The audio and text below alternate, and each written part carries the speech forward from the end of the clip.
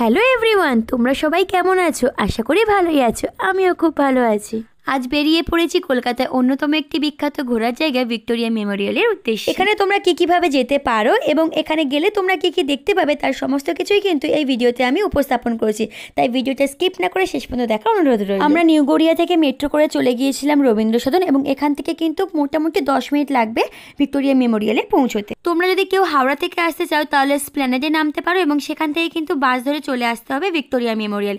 এছাড়া রবীন্দ্র সদন বা ময়দান থেকে কিন্তু তোমরা 10 মিনিট আর 5 মিনিটের মধ্যেই কিন্তু চলে আসতে পারো ভিক্টোরিয়া মেমোরিয়ালে। আর যদি তোমরা কেউ শিয়ালদা থেকে আসতে চাও তাহলে 230 আর 260 নম্বর বাস ধরে কিন্তু পিজি হসপিটালের সামনে নামতে হবে। আমরা সবসময় ময়দান থেকেই আসি, কিন্তু এই ফার্স্ট টাইম রবীন্দ্র সদন থেকে আসলাম, তো মোটামুটি 10 মিনিট মতো লাগবে রবীন্দ্র সদন থেকে। তো তোমরা রবীন্দ্র সদন থেকেও আসতে পারো, এটাও কাছাকাছি হবে। আমরা ভিক্টোরিয়ায় গিয়ে পৌঁছাইনি, তো ওখানে গিয়ে তোমাদের সাথে কথা হচ্ছে। যখন তোমরা হেঁটে আসবে তখন কিন্তু তোমরা কাছাকাছি গগনেন্দ্র শিল্প প্রদর্শনশালা, শিশির মঞ্চ অথবা এসএসকেএম হসপিটাল দেখতে পাবে, যার কাছেই কিন্তু ভিক্টোরিয়া মেমোরিয়াল।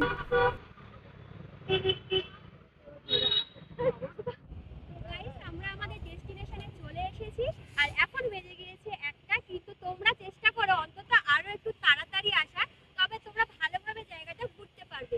আর আমরা যেহেতু দেরি করে ফেলেছি, জানি না কতটা ঘুরতে পারবো। যদি এখানে ঘোরা শেষ হয়ে যায় তাহলে আরো কোনো একটা জায়গায় যাব, আর যদি যাই অবশ্যই তোমাদের সঙ্গে শেয়ার করবো। তো তোমরা ভিডিওটা স্কিপ না করে শেষ পর্যন্ত দেখতে থাকো। দেন আমরা চলে এসেছিলাম টিকিট কাউন্টারে। এখানে কিন্তু বিভিন্ন দামের টিকিট ছিল, তোমরা তোমাদের ইচ্ছা মতো টিকিট কেটে নিতে পারো। আমরা কেটেছিলাম 50 টাকার টিকিটটা, কারণ আমাদের উদ্দেশ্য ছিল বাগান ও গ্যালারিটা ঘোরার। জায়গাটা ভীষণ সুন্দর, বসার জন্য তো খুবই ভালো। আমরা যেহেতু দুপুরে এসেছিলাম তাই একটু রোদ ছিল, তোমরা যদি বিকালে আসো আরো ভালো লাগবে। চারদিকটা দেখো, খুবই মনোরম একটা পরিবেশ। আমি এখানে অনেক কিছু কথা বলেছিলাম, আলটিমেটলি সে কোনো কথাই শোনা যায়নি। জানি না কি প্রবলেমের জন্য যখন আমি এডিট করতে বসেছি তখন কিন্তু কিছুই শোনা যাচ্ছিল না, তাই আমি তোমাদেরকে আবার ভয়েস ওভার দিচ্ছি। আমরা গিয়েছিলাম একদম দুপুর টাইমে, তাই এখানে কিন্তু প্রচুর রোদ্দুর ছিল, আর সেই জন্য আমরা ছায়াযুক্ত এই পরিবেশটা খুঁজে নিয়েছিলাম বসার জন্য এবং একটু সময় কাটানোর জন্য। রৌদ্রের এতটাই উত্তাপ ছিল আমাদের কিন্তু বারবার তৃষ্ণার্ত করে দিচ্ছিল, আর তার জন্য আমরা জলের অনুসন্ধান করতে করতে চলে এসেছিলাম এই প্লেস। এটা কিন্তু ছিল ভিক্টোরিয়া মেমোরিয়ালের পিছনের দিক, যেখানে কিন্তু তোমরা কোল্ড ওয়াটার পেয়ে যাবে, যেটা তোমাদের অনায়াসেই শরীরে শান্তি দেবে। বাইরের দিকটা অর্থাৎ ভিক্টোরিয়া মেমোরিয়ালের আশেপাশে কিন্তু আমরা বেশ কিছুক্ষণ ঘোরাঘুরি করেছিলাম। তারপরে এবার আমাদের মনে হলো না, অনেকক্ষণ তো ঘুরলাম, এবার মিউজিয়ামের ভিতরটা দেখা প্রয়োজন। তাই আমরা চলে গেলাম মিউজিয়ামের ভিতরে যাওয়ার উদ্দেশ্যে। এখানে টিকিট এবং ব্যাগ কিন্তু চেক করা হচ্ছিল। আমরা চলে এসেছি ভিক্টোরিয়ার ভিতরে। এটা কিন্তু অসম্ভব সুন্দর ছিল, তোমরা চোখে না দেখলে কিন্তু বিশ্বাস করতে পারবে না। প্রথমে ঢুকতেই তোমরা রানী ভিক্টোরিয়ার মূর্তিটা দেখতে পাবে। এখানে তোমরা ঐতিহাসিক বিভিন্ন জিনিসপত্র দেখতে পাবে, যার মধ্যে ছিল এই অস্ত্রশস্ত্র, যেগুলো এখানে সংরক্ষণ করে রাখা হয়েছে। এছাড়াও তোমরা দেখতে পাবে ভিক্টোরিয়া মেমোরিয়াল হলটি যেভাবে তৈরি হয়েছে তার বিভিন্ন ছবি, প্রত্যেকটা কিন্তু এখানে খুব সুন্দর করে বাঁধানো ছিল এবং পরপর স্টেপ ওয়াইজ 1911 থেকে 1921 সাল পর্যন্ত যেভাবে এই হলটি নির্মাণ করা হয়েছিল সেগুলো কিন্তু উপস্থাপন করা হয়েছে।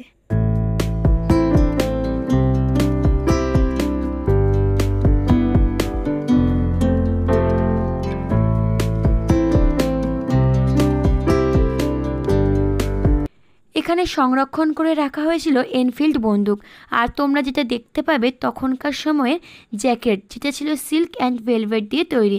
এর পুরো ডিটেলস কিন্তু পাশেই দেওয়া আছে, তোমরা পড়ে নিতে পারো। এই বস্তুটি ঠিক কী সেটা কিন্তু আমরা বুঝতে পারিনি, আমরা ডিটেলসটা ভালো করে পড়িনি। তোমরা যখন যাবে তোমরা যদি মনে করো ডিটেলসটা পড়ে নিয়ে ভালো করে বুঝে নেবে। আর ছিল ভিক্টোরিয়া মেমোরিয়াল হলের কিন্তু একটি মডেল, যেটা খুব সুন্দর ছিল। এই মডেলটা ছিল ইস্ট ইন্ডিয়া কোম্পানির ইস্ট ইন্ডিয়াম্যান আলমগীর মার্চেন্ট একটি মডেল। এটি ছিল রজউড গ্র্যান্ড পিয়ানো ফোর্ট, যেটি তৈরি করা হয়েছিল এস&পি ইরার্টের দ্বারা। এছাড়াও এখানে ছিল পলাশির যুদ্ধের কিন্তু একটি প্রতিরূপ, আর ছিল আরবি ভাষার কিছু লেখা, যেটা কিন্তু আমার বোধগম্য হয়নি। এই গ্যালারিতে ছিল কিন্তু প্রচুর ছবি, যেটা নিখুঁতভাবে উপস্থাপন করা কিন্তু একটা ভিডিওতে সম্ভব নয়। নজরে পড়ল ক্লাইভের এই মূর্তিটি গ্রাউন্ড ফ্লোর থেকে বেরিয়ে আসার সময়।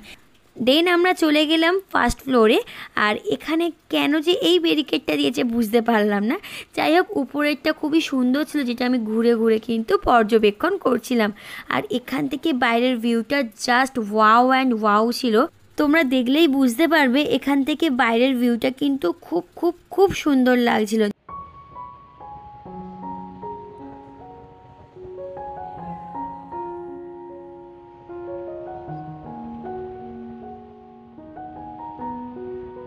ফার্স্ট ফ্লোরে আমরা যা যা দেখেছি সব কিছুই কিন্তু তোমাদের সঙ্গে কম বেশি শেয়ার করলাম। আমাদের সঙ্গে সঙ্গে তোমরাও দেখে নাও। এখানে কিন্তু বিভিন্ন পত্রিকা ছিল, নিউজ পেপার ছিল।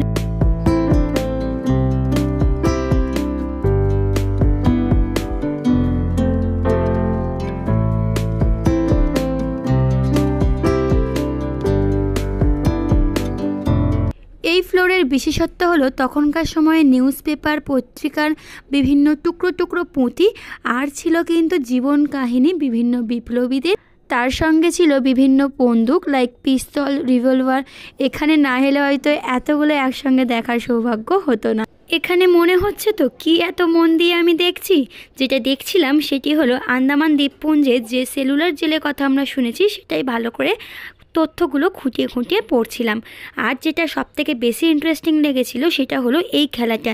ওই যে তোমরা দেখতে পাচ্ছ একটা ফেসের আকারে গোল করে দেওয়া আছে, এখানে তোমার ফেস ম্যাচ করতে হবে এবং ম্যাচ করার ফলে তোমার সঙ্গে যে বিপ্লবীর মুখের ম্যাচ আছে সেই বিপ্লবীর ফেস এখানে শো হবে। এই খেলাটাতে কিন্তু আমরা সবাই অংশগ্রহণ করেছিলাম। আমরা একে একে সব বন্ধুরাই কিন্তু এই খেলাটা ট্রাই করেছিলাম।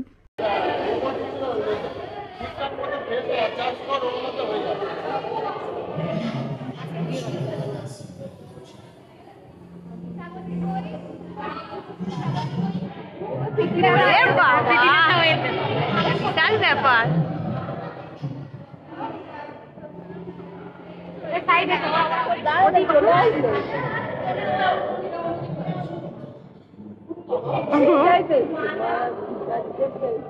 ফাইনালি মিউজিয়ামের ভিতর আমাদের দেখা কমপ্লিট। এবার আমরা চলে এসেছিলাম বাইরে। তোমাদের একটা বিষয়ের তথ্য দেওয়া হয়নি, সেটি হলো এই মিউজিয়াম কিন্তু সোমবার করে বন্ধ থাকে। এত রোদ্দুর বলার মতো নয়। আর আমরা ব্যাগ এনেছিলাম, তো ছাতা তার মধ্যেই আছে, তো সেই জন্য ব্যাগগুলো জমা দিতে হয়েছে। আর সেই জন্য ছাতা আমরা নিতে পারিনি। তো এখন আমরা এখান থেকে বেরিয়ে যাচ্ছি, একটু খাওয়া দাওয়া করব, তারপর ওখান থেকে আরও অন্য কোনো প্লেসে হয়তো যাব। সব থেকে যেটা আমার বেশি ভালো লেগেছে সেটা হচ্ছে এই পাথরগুলোর উপর দিয়ে হাঁটার পর যে আওয়াজটা হয় সেটা খুবই ভালো লাগে। তো দেখো তোমরাও আওয়াজটা পাবে, কর্মর কর্মর করে একটা আওয়াজ হয়, পুরোটাই পাথর দেওয়া। হাঁটতে হাঁটতে ঝিল পাড়ে এসেছি, দেখো খুব সুন্দর লাগছে জায়গাটা। আমরা যখন ভিক্টোরিয়া মেমোরিয়ালে প্রবেশ করি সে ভিডিওটা তোমরা প্রথমেই দেখেছো। ওটা কিন্তু ছিল ব্যাক সাইড, বেরিয়েছিলাম কিন্তু আমরা ফ্রন্ট সাইড দিয়ে। ফ্রন্ট সাইডটা ছিল এই রকম। তোমাদেরকে সাজেস্ট করব তোমরা শীতকালেই এখানে এসো, তবে তোমাদের আরও বেশি ভালো লাগবে।